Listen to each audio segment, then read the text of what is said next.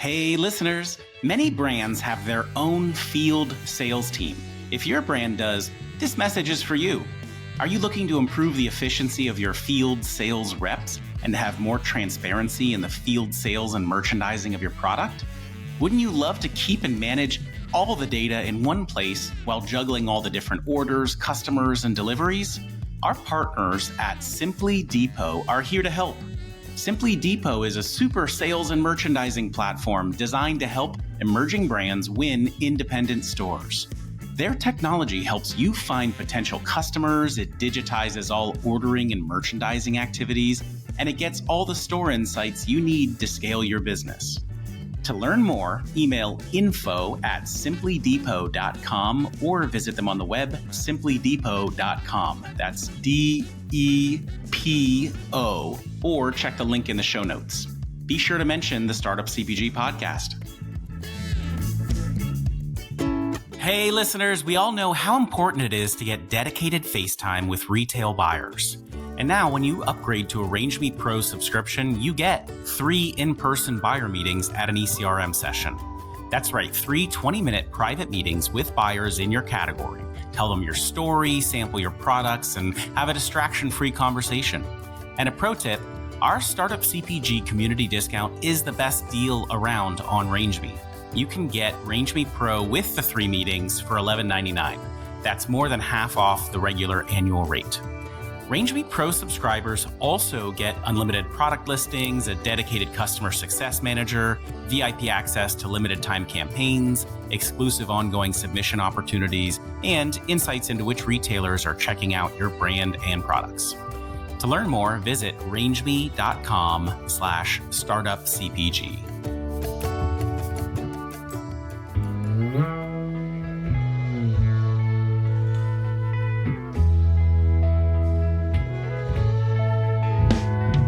You have to understand that like the DSD world, especially if you go into one of the bigs, whether it's like Coke, Pepsi, KDP, Anheuser-Busch, Coors, you have to understand the markets that you're launching in.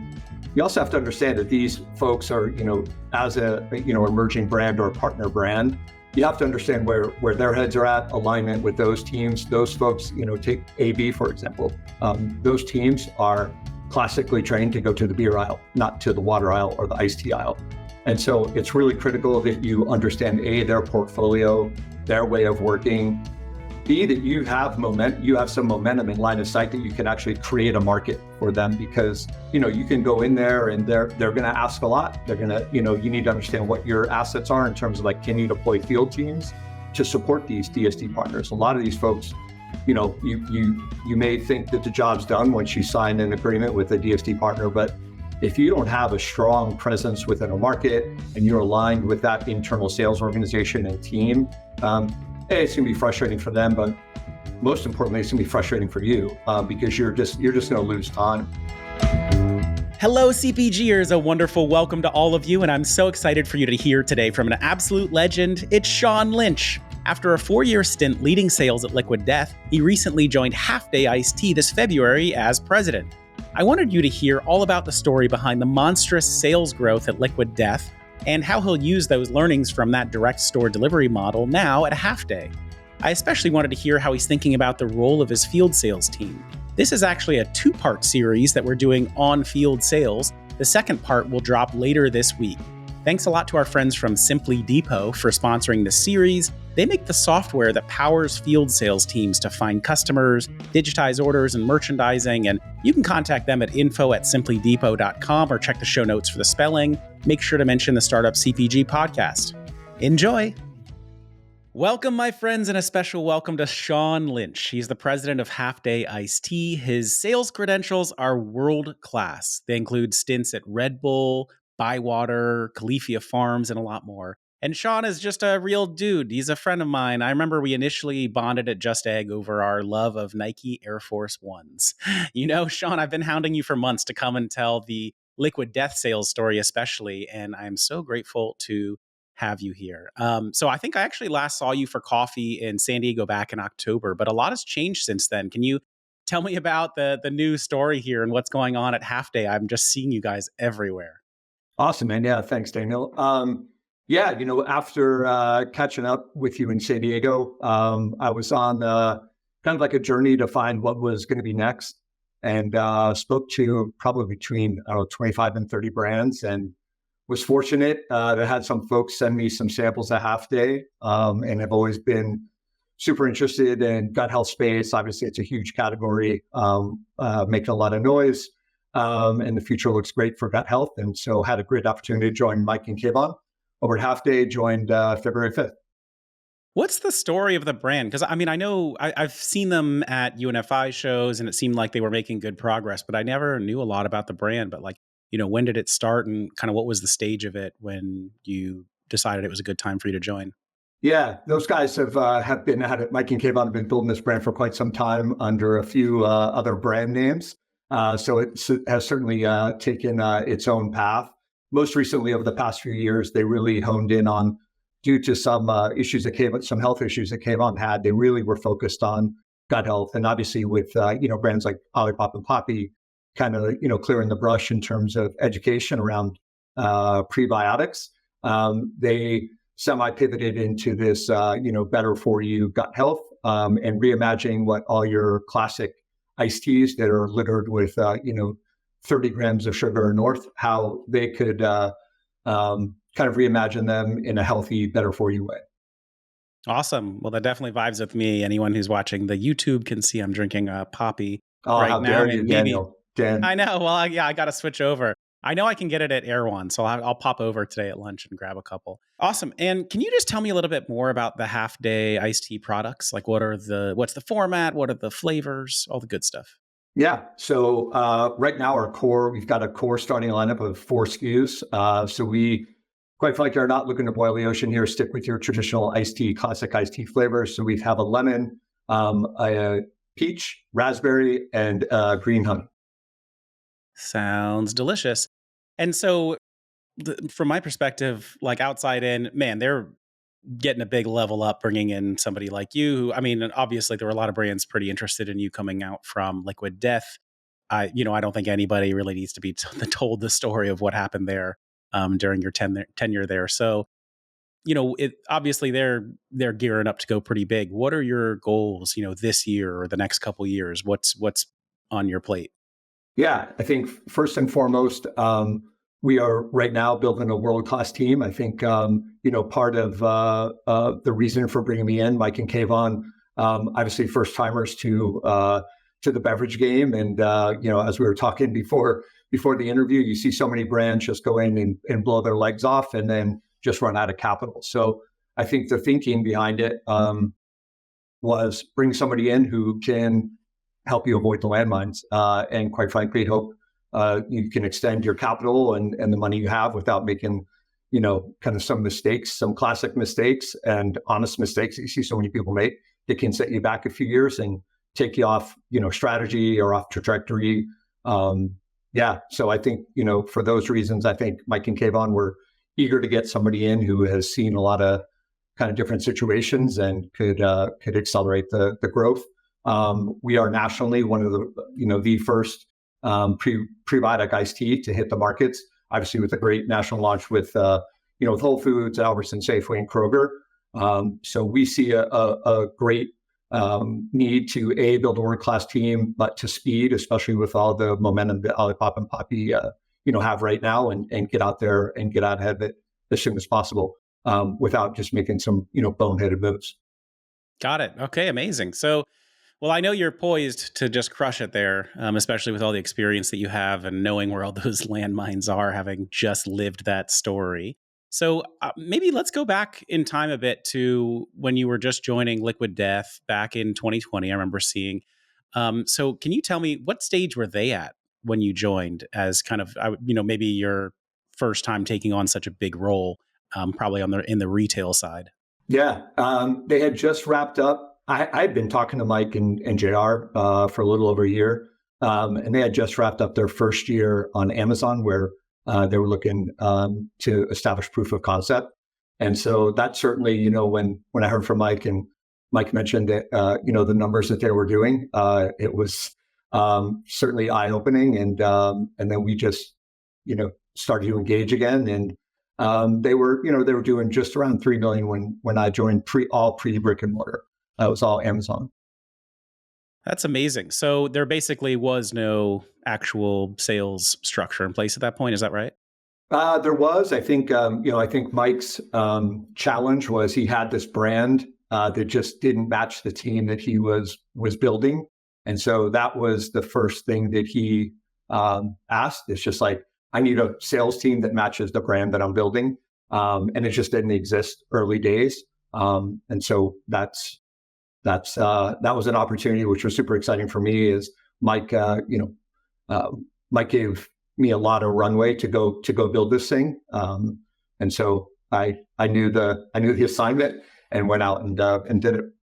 So what did you start doing exactly? Because obviously the dream was big there. You could see that the product was resonating pretty well with people. There was a lot, probably a specific kind of consumer, early adopter, just like latching on really strongly to the brand. So what was that kind of sales structure that you thought you needed to build, and how did you go about starting to do it?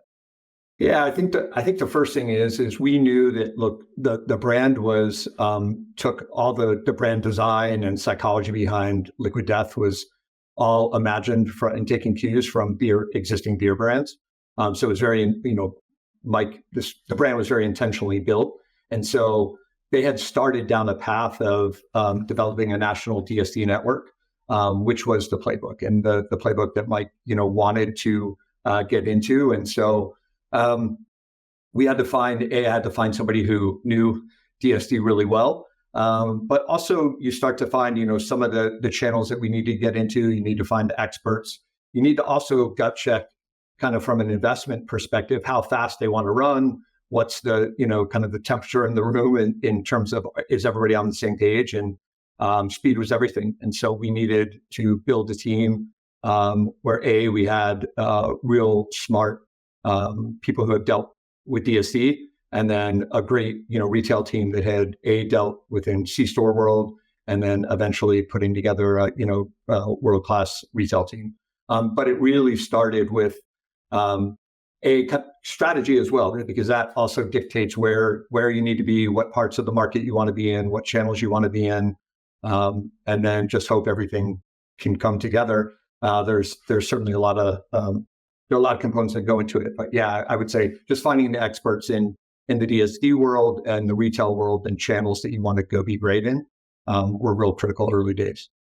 Okay, so just to catch anyone up who isn't familiar, DSD meaning direct store delivery. So, rather than going the route that a lot of brands, let's say starting a natural channel, will go with like UNFI or KeHE, kind of delivering more centrally, like DSDs typically deliver, more directly, and they'll actually get the product like on the shelf instead of delivering to the kind of back of the store, right?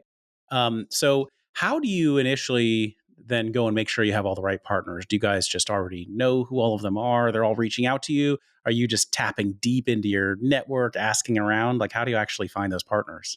It's a great question. I mean, I think you have to understand that like the DSD world, especially if you go into one of the bigs, whether it's like Coke, Pepsi, KDP, Anheuser-Busch, Coors, you have to understand the markets that you're launching in. You also have to understand that these folks are, as a emerging brand or a partner brand, you have to understand where their heads are at, alignment with those teams. Those folks, take AB, for example. Those teams are classically trained to go to the beer aisle, not to the water aisle or the iced tea aisle.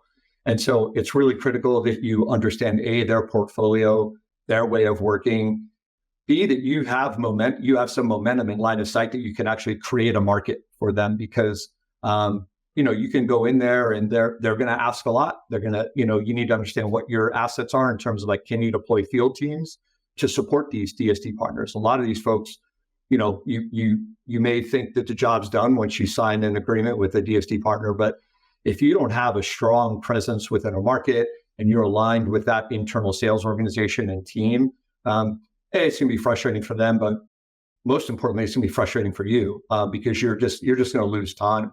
And without that focus and ability to properly manage a DSD partner, I've seen it far too many times that it just, a year later, they're just sputtering and everybody's, kind of chit-chatting about things. They can't get it done. This brand sucks in execution. So I think that getting out ahead of it, if you're lucky enough to kind of build it from the jump and really lay the DNA and the roadmap in there, that can help speed the process up and avoid some of the some of the delays or setbacks. So does that mean that you are aligned with one specific system, like the AB Anheuser-Busch like type distributors or the Keurig Dr Pepper distributors, or you were kind of mixing and matching? You mix or match. I think certainly early days. I mean, I think that there's a couple ways you can skin it. I think if you have a strong enough brand and you haven't gone out to build that network yet, there are certainly, I certainly would swing for certain conversations with some DSD folks. I think at the time, though, it's rare that you're probably going to get an audience where you can get on a truck that quickly in a national sense. I think there's a bit of kind of test and learn, develop some key strategic markets, and then build the networks accordingly. The strategy internally at LD was we want the best DSD partners in each market.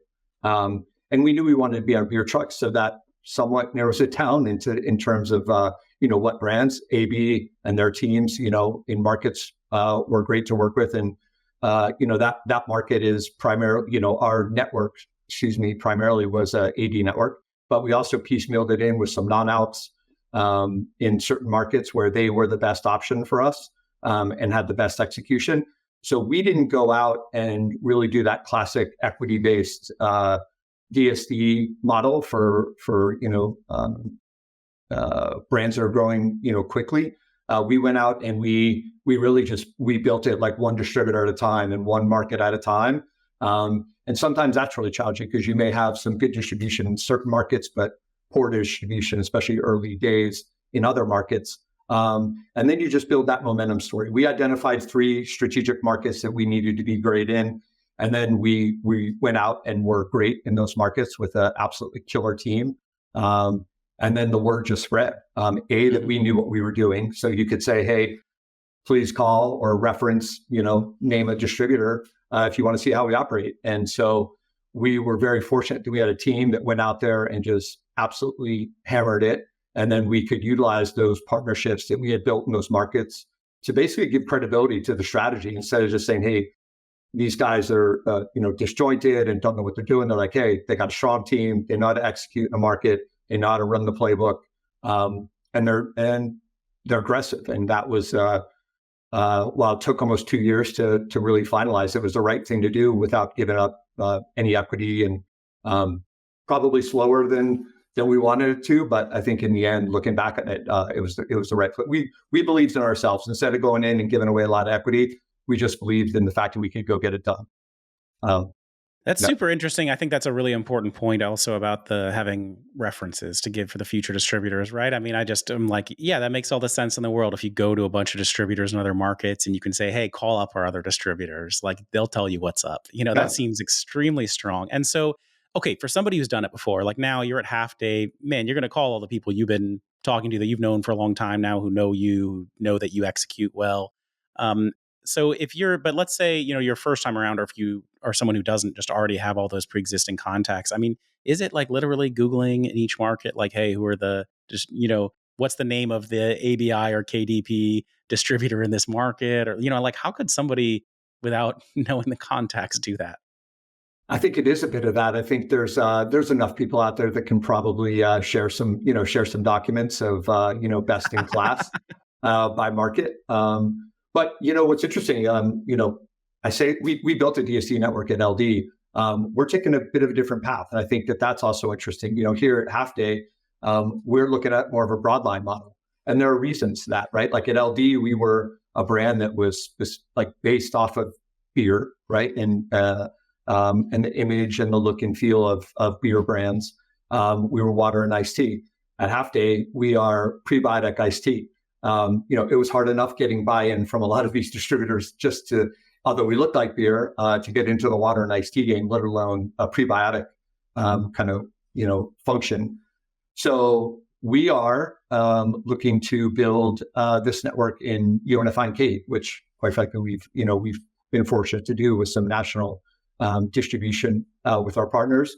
And so it's a bit different. I mean, right now we're building we're acting like a DSD organization in the field with a different network, with more of a broadline focus, and then really looking at the strategic markets where we need to be in, and then deploying almost like a tier 2 distributor in certain markets where we won't have to get into any long-term exclusive agreements. We're able to be mobile. I think that's the biggest thing early days, is that we want that flexibility to be mobile and to move from distributor to distributor, especially if you're an early stage brand that hasn't gone down this path before. Everybody's got a different perspective on, hey, this distributor worked great for me, but not so great for Daniel. Quite honestly, it all comes down to execution. A, brand, is your brand working? B, because the field team can only do so much if you're not getting pulled off the shelf. And then B, A, is it working? B, are you getting the right channels of business where these distributors are going?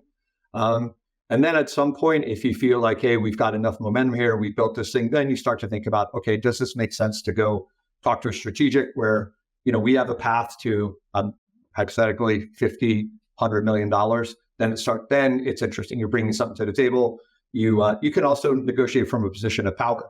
You're not going in, with your tail between your legs and begging. You're going in saying, hey, listen, we're bringing material business to, your business, and let's partner the right way. So you mentioned the, building out a DSD network and the kind of people that it takes to do that. I think you talked about kind of DSD managers. You also talked about a retail team, like a field sales team. Who can you explain a little bit more about, who are all these people that you actually need to run that kind of a, let's say DSD network, and what do the people actually do in the market? What's the difference between a retail team and the field sales team? What are they doing all day? Yeah.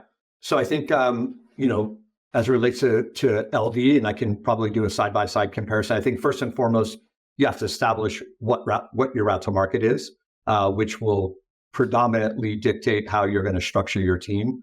If you're going down a DSD, an Anheuser-Busch, or, a Coke, a Pepsi, you certainly are going to have to put in place distributor managers. So what that looks like is you put in, traditionally we put in Mark Shear, Vice President, Field Sales Distribution. So he oversaw all things execution, in stores, how we showed up in terms of with distributor partners, how we supported them, joint business planning, annual business planning. And then we divided and conquered. I mean, we split the country up in year one into fourths, basically, and put RSM regional sales managers that were essentially distributor managers that had field sales responsibility. So you would have RSM in, the Northeast quadrant, and then they would oversee anywhere from 5 to 15 field sales reps. And then, so predominantly day-to-day, week-to-week, and RSM will be overseeing execution, deploying KPIs, making sure that, all the KPIs for by retailer are very clear to the field sales team, how we're going to execute those, how we're going to execute that and communicate to all the distributors. I mean, at the end of the day, we built a network that was almost 280 different distributors. So communication is critical. And you can imagine with so many of these big DSD partners, they've got north of 30 brands in there. So these brand managers are just getting peppered with communication all day. So making sure that you've got the right routine, the right cadence, the proper clear communication, so that the entire system is well oiled and everybody is, chasing the right things, depending on, what markets are you focused in, and executing in the right retailers that may be on promo plan for that, month, and selling in ahead. So communication was everything, but RSM's day-to-day managing distributors, and overseeing, kind of championing the field team. And then FSMs, some people call them ASMs. Those are the folks, the frontline folks that are in the stores, building displays, getting secondary, getting cold placement for you, working directly with the distributor field teams to see where we can go, build big pallet displays and just go be better in store. Okay, so just to make sure I understand then, so you have let's say higher level distributor manager people on kind of the central team and, Yep. Managing higher level stuff, getting started with distributors, kind of top level relationships with them. And then you have regional managers, RSMs, you said, who are in specific areas. And they're, not just tied to distributors. They're overseeing the field salespeople that you have. They're communicating with distributors, but also doing a lot of other stuff, communicating around KPIs and basically just responsible for your overall performance in that region.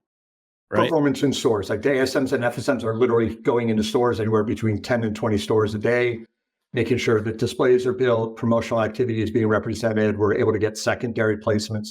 Those are the soldiers in the stores. We'll be right back. Hello, everybody. Have you ever reached out to a traditional recruiting agency to try to fill a role and then been shocked when you found out that they charge up to 30% of a first-year salary? That could be $50,000 or way more. That's so unaffordable for an early brand.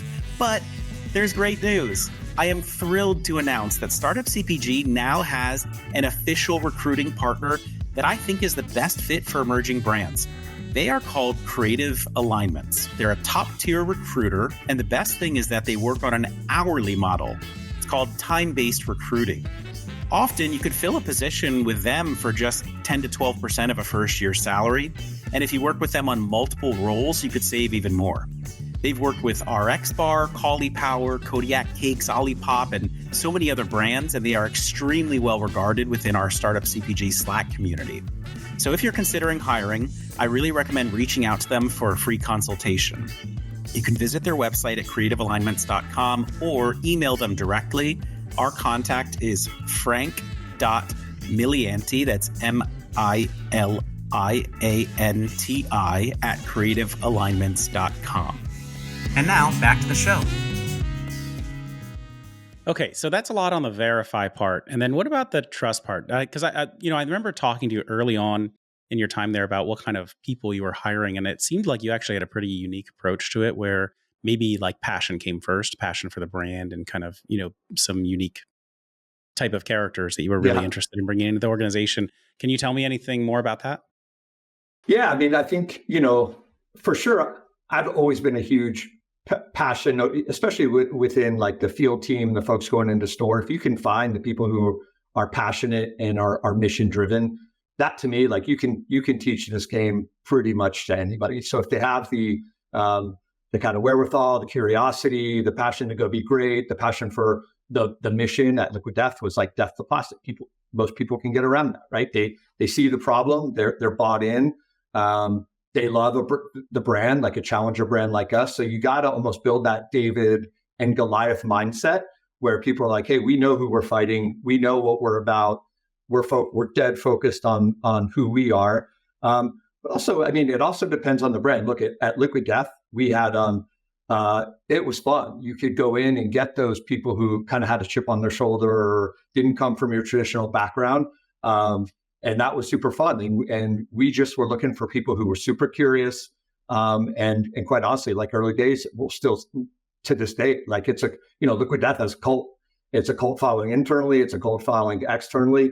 And that is not hard to recreate. And so I don't know if it was one part luck, or one part being good recruiters, but we were also fortunate. We built this thing. We launched in Whole Foods literally the week that COVID was shut down. And so we started finding your non-traditional kind of players in this world, because if you had a role and your work was shutting down, you weren't about to leave that role for something, especially called Liquid Death, early days with COVID, kind of running rampant. So it's like you had to find those.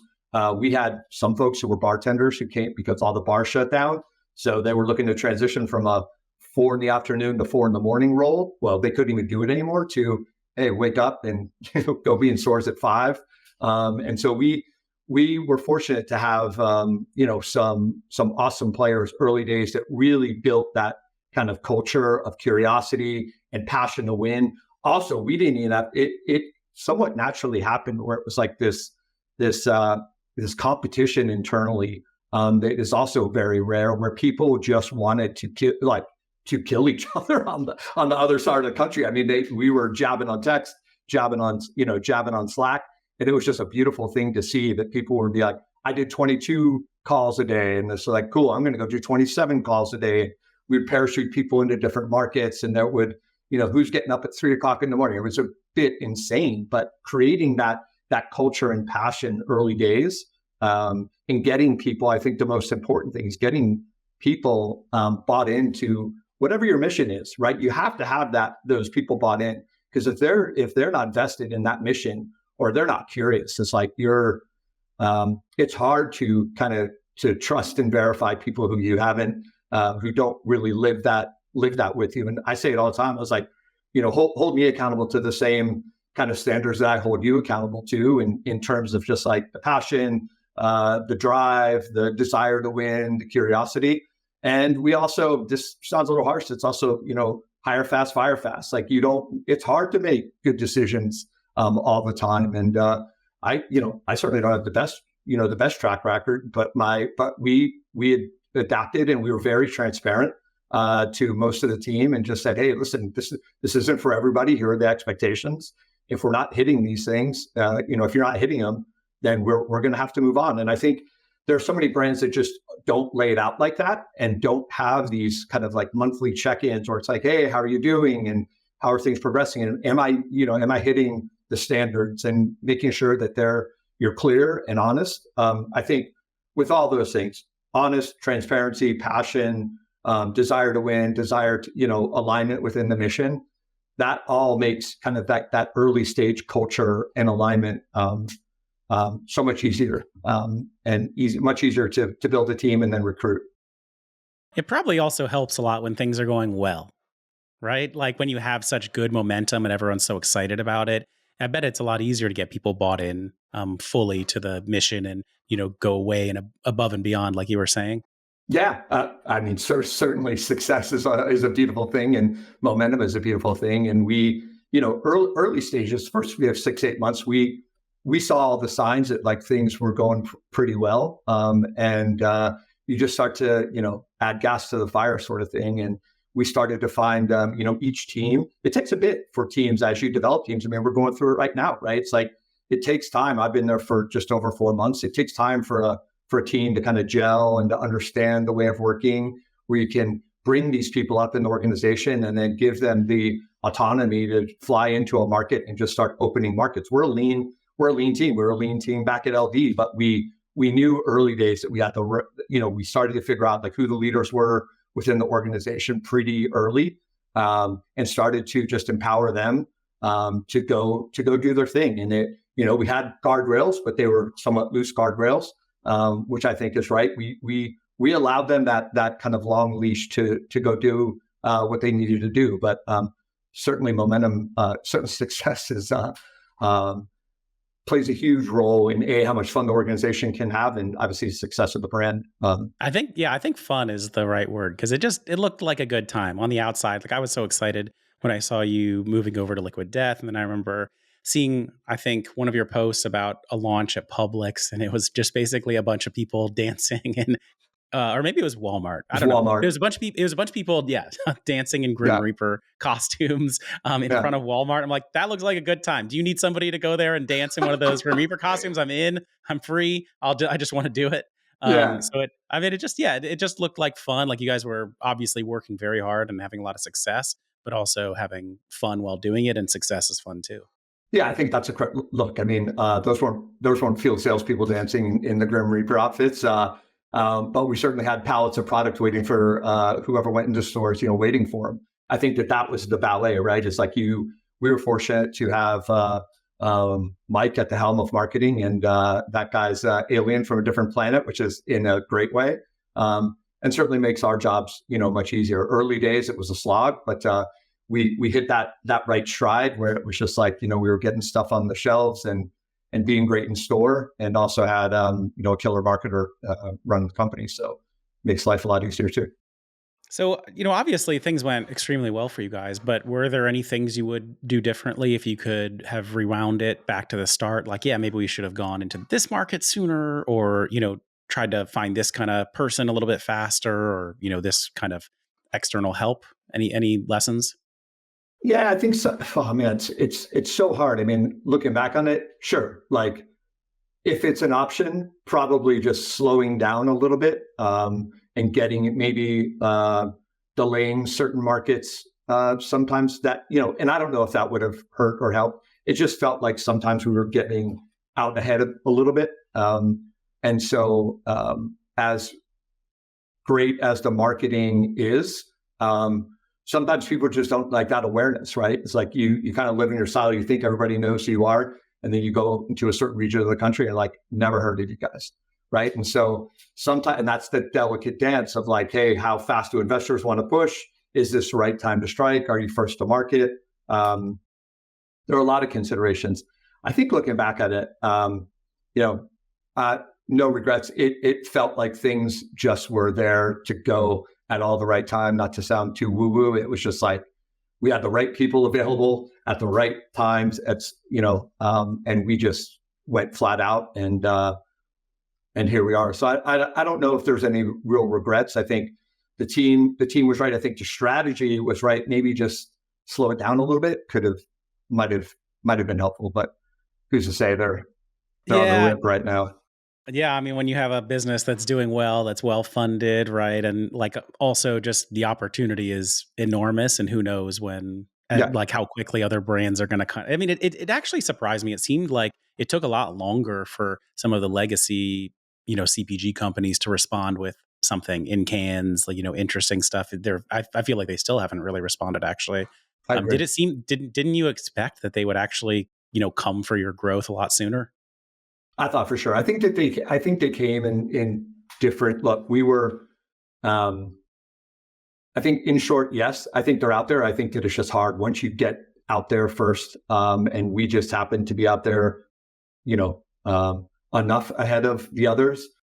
But quite frankly, I mean, that's why getting the right brand and having a brand with soul and that connection to people is so critical, because like that is an extremely hard thing to recreate. And so Mike really had that. So we have a massive competitive advantage, or LD has that advantage in just terms of like people are part of this cult. And like it is, you're either in or you're out. And if you're out, that's fine. We'll do us.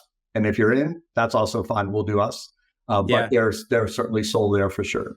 It's tough. If you're at a big CPG, I worked at Mars forever. And when you see innovation coming, I mean, the first reaction is to be defensive. Like, oh no, our plastic is not as bad as they're saying. And here are the reasons that we're trying to be responsible about it. And like, that probably is where more of their energy and being in denial about it for a while probably comes first, versus the actual part where they get around to, okay, we're going to launch some stuff in cans because this is an emerging format. It's an emerging pack format. It looks like people, the consumers really care about it. So yeah, pretty interesting. And then another question I wanted to ask you is, what do you see as the role of trade shows? Because I always I always saw you with Liquid Death showing up in force at the trade shows. You've got like the Liquid Death coffin. You've just got product everywhere. Everybody's walking around drinking Liquid Death cans. If you're working a booth, to go refill over there. So, what were what trade shows were important to you early on? Which ones did you expand into? And what do you think are the most relevant ones for a brand like Liquid Death and now for Halfday? Again, I think at the time when we were doing, I'll back up to Liquid Death. I think for us, Expo West was a big one, because we knew like coming out of COVID, there hadn't been a lot of trade shows. And we quite frankly needed to talk to retailers, or at least show up and have those in-person conversations. And so we utilize that. One part is marketing. It was a big marketing play for us to get cans in hands at Expo West. I have but I think, Daniel, like it really depends, man, on like where you are, what stage, what network you have, what retailers you have before you go make an investment like Expo West. I mean, Expo West at a bare minimum, especially if you're in beverage and you're handing out either cans. I mean, you're in for $7,500 if you're being like real. And quite frankly, it's like, I don't know that a lot of brands need to do it. I think we were well capitalized. It was a moment in time. We wanted to get cans in hands, people to understand who we were. So I think it all depends. Any advice would just be, it's really brand to brand and kind of where you are within your life cycle of your brand, I think is the most critical thing. And then NACS, I mean, for us, we needed to win C-Store. NACS was a must for us. So NACS, Expo West, and then nightclub and bar. Like we had a huge strategy for on-premise, was to win and dominate, displace Fiji, displace Avion and all the premium nightclubs and bars nationally. And so there were nightclub and bar expos, Expo West, which really was a catch-all for most retail channels at that point, or at this point, and then NACS. For nightclub and bar, that's one big trade show, like an expo, or it's a bunch of regional ones or different ones kind of split up? There's a couple of, there's same, it's like regionals. There's a big one here in Carlsbad, where a lot of the brands go to. Then there's a big one in New Orleans. It's a bar and nightclub, which is really where all the brands really show up, rent houses down there. It's a big, where all the bartenders kind of go down and see all the new brands. So there's some regional and there's some nationals. It just depends on who the audience is. For some of these, it was retail focused. For some of it was bartender focused. And so we wanted to go win the minds and hearts of bartenders, because a lot of times they're making key decisions in a lot of these strategic venues that we wanted to get into. And so we wanted to go win there and also partner. Like, we were not only just a water in nightclub and bar, but we were an ingredient for vodka soda, vodka lime. So for those reasons, those are some of the expos or trade shows. But again, it comes down to where you are, how much money you have. I think for us, quite frankly, at Halfday, we decided not to do a booth at Expo.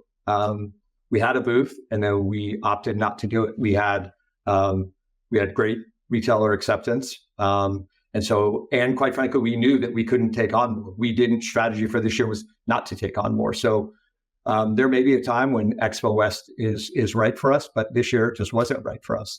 And quite frankly, we didn't have $125,000 to go burn, and I didn't think it was the right spend. So we attended, sat on the sideline, took meetings in the halls.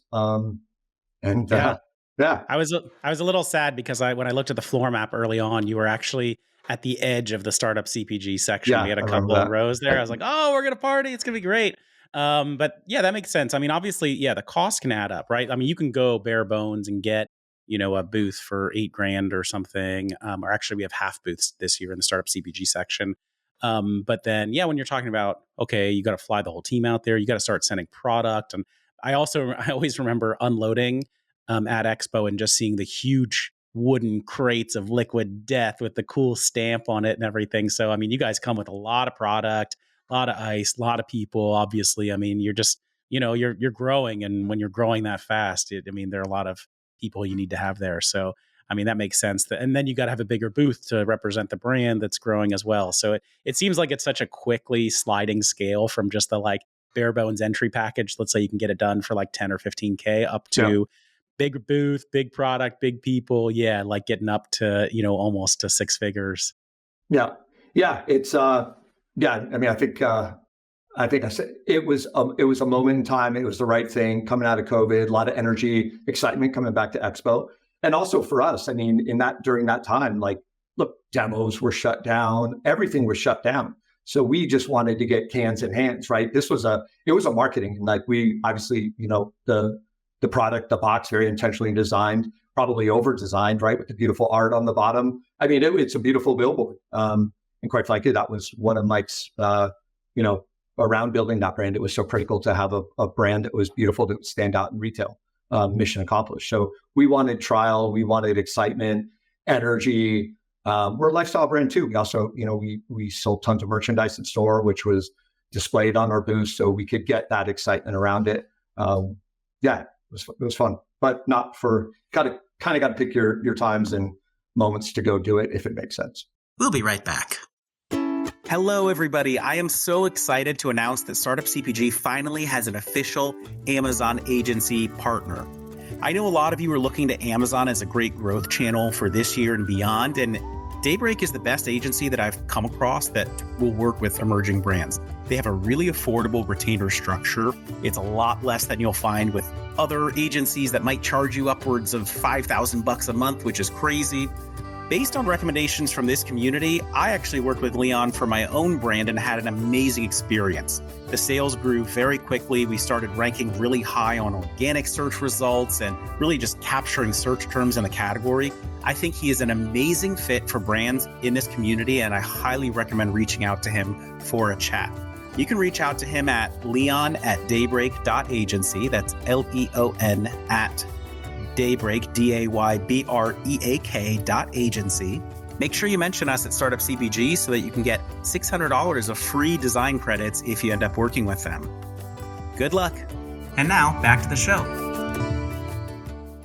Yeah. Okay, perfect. Makes sense. So, and then now, back to Halfday. So, you've been at Halfday for, I think, 4 months now.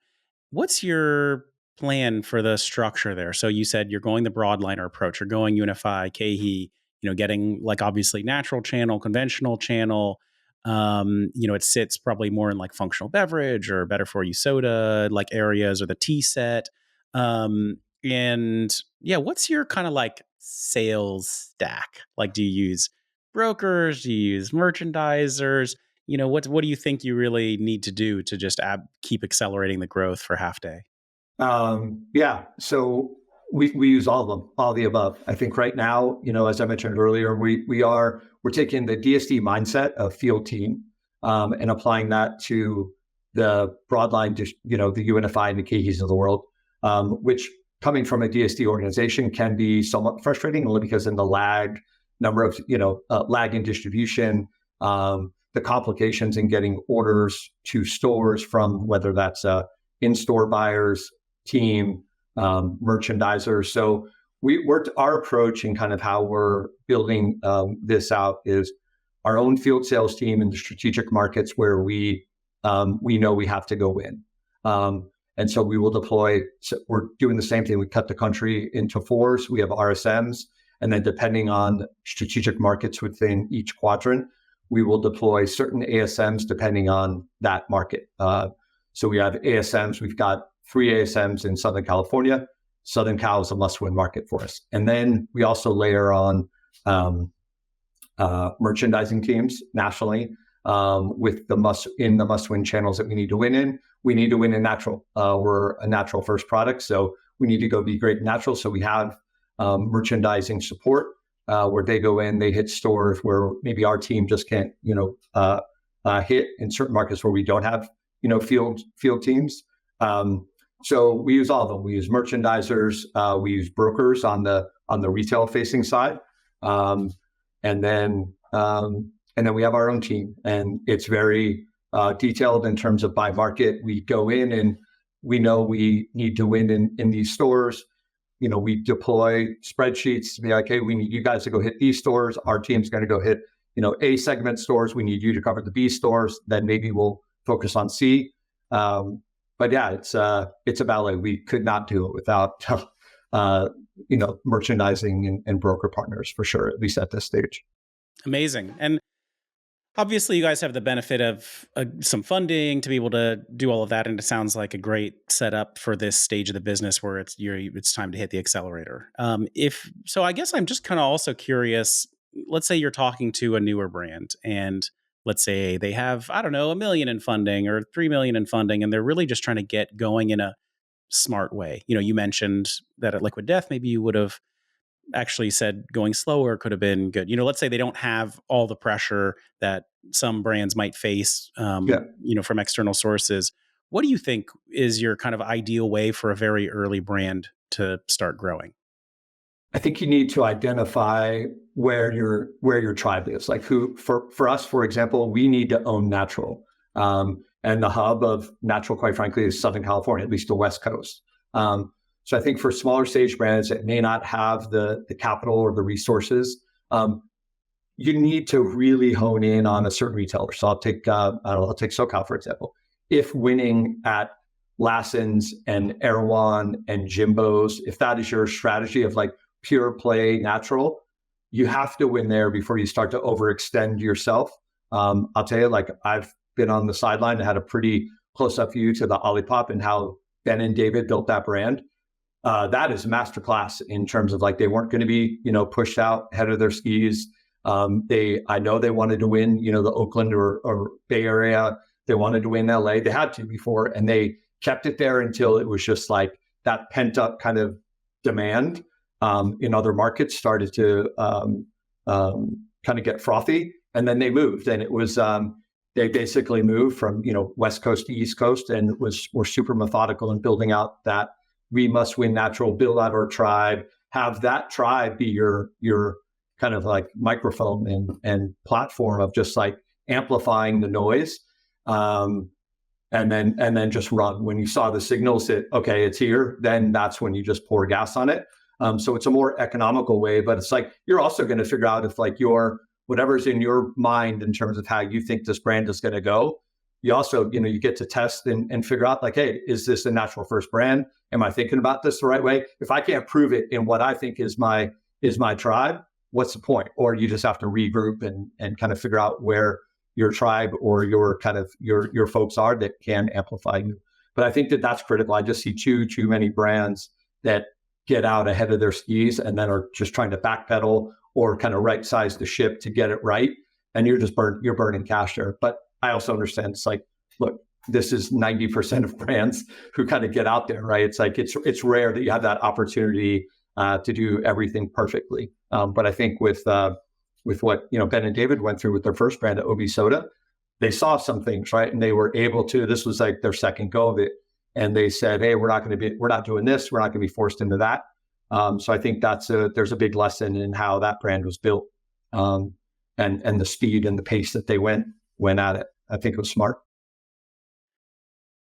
I think that's a really, and that's really insightful for me, just thinking about the brands that I've been close to and worked with. And, it can be tough also because you might say like, hey, that is where our tribe is, but those friggin' retailers won't let me in the store. So I need to go grow somewhere. Let me go to this other place then. Oh no, okay, it's not as good for us. So, it totally makes sense. And I hope everybody has the fortune to be able to get distribution where they think their tribe is. So when you say winning at Lassen's, what does that mean tactically? Like, let's say you do find your tribe there and you get in there, like, what do you need to do to win at those kinds of stores? It's not a huge chain, but it's an important one. And, what are you talking about? Like demos or doing promotions or getting displays? Like how would you rank the top couple of things you need to do? So I use Lassen's just as an example, but if you are a natural brand and you certainly need to win at Lassen's and Jimbo's and Bristol and Lazy, all the the classic, and Erewhon, all the classic Southern California natural food stores. But I think there's everything. I think that you need to get out there and you need to get secondary displays. Once you are on shelf, you need to use your brand as a billboard. And so eyeballs and trial and points of interruption and all the cliches, what it looks like is building out your best in class kind of execution. So having it available for cold, if you're a cold beverage, that's a no brainer. So being available in cold, having again that billboard, that was our whole thing. We wanted just to create in-store billboards. That was first and foremost, and be available cold. That was like check the box one. If we could get there, then at least people had the higher percentage of success of people pulling it out of the cold vault, right? And also it's just a free, I don't say free billboard, but a billboard in stores where people at least see the brand, where it's like, okay, every time I go shopping, I keep seeing that. Or yeah, I've heard of Liquid Death. Where did I see them? Are they a beer? Are they an energy drink? I can't tell you how many times our team, we heard that, right? It's like, I know I've seen you in store. And so eventually you just hope that repetition and that billboard just lasts that impression to where you finally drive them to go purchase. And being available in cold is what every beverage brand wants, right? If they say if it's cold, it's sold. Because, when you sit on the shelf and you definitely don't get the turns you get in the cold set. So being available in cold, what are the actual things you're doing to encourage that? It just means you're opening up a little bit more budget to talk to the buyer about it. Like, hey, if you can get us in that cold set, we'll do more displays or we'll do this kind of support, or, what are you doing to make that happen? Yeah, I think it all depends on the retailer. There are so many different kind of rules or guidelines. Some retailers have strict planograms within cold. So you hope and you fight for, if that's the right strategy for you, you fight to get, that's your distribution or that's your home base, your planogram business award. But then if you get an ambient position and you have a retailer that is open to kind of has more of a flex space within that cold vault, you show up. You go throw cases for a retailer, help them kind of, help the store team. Look, at the end of the day, if we want to get real, like labor is a challenge. And so, if you have a team within a market, go in, and if you're focus and goal is to get kind of a secondary placement within cold, which is, as you know, Daniel, is so valuable. Then go in there, help them throw cases with another brand or help them merch for 15, 20 minutes and just be persistent, show up every week. So many brands just will throw somebody in a store one time. They don't see them for 3 months. It's just like, this job is pretty easy. If your folks show up and you get in stores when you say and do what you say you're going to do and show up when you say you're going to show up, I hate to say the store's yours, but you pretty much will, you'll have earned the respect of most managers who see so many brands come and go. And once you burn them once, you're like, you just lose all credibility. So, it's working within sometimes outside of the rules and sometimes within the rules, and just showing up that more times than not, that's 90% of the battle. And just have a good team that understands a brand and can share some of the key bullet points and how it's going to make them money. You show up, do that, you should be in pretty good shape. Amazing. Spoken by a true legend. There's a lot of wisdom in these answers. I think probably everybody can hear that. So Sean, I just want to thank you again for joining us here. I mean, there's just so much you can learn from this really accelerated career and these brands that you've been working on. So I know you guys are going to crush it at Halfday, taking Awesome. all of those lessons. I'm really excited to watch your all's progress and hopefully crack a cold one of Halfday with you at the next trade show that I'll see you at. So what are your trade show plans this year then? Probably, I guess we'll see you at Expo West next year. Anything else? TBD on Expo West. I think we've got some things I think there are ways to go to show up. And maybe we'll be in Anaheim, but maybe just in a different way. All right. so TBD, I guess I'll leave it there. But we've got some great things coming up at Halfday. Super, super excited, man. So appreciate your time, Dale. It was awesome. Incredible. All right, Sean, thank you so much. Bye, Thanks, everyone. Tom. Hey, listeners. Many brands have their own field sales team. If your brand does, this message is for you. Are you looking to improve the efficiency of your field sales reps and have more transparency in the field sales and merchandising of your product? Wouldn't you love to keep and manage all the data in one place while juggling all the different orders, customers, and deliveries? Our partners at Simply Depot are here to help. Simply Depot is a super sales and merchandising platform designed to help emerging brands win independent stores. Their technology helps you find potential customers, it digitizes all ordering and merchandising activities, and it gets all the store insights you need to scale your business. To learn more, email info@simplydepot.com or visit them on the web, simplydepot.com. That's DEPO, or check the link in the show notes. Be sure to mention the Startup CPG Podcast.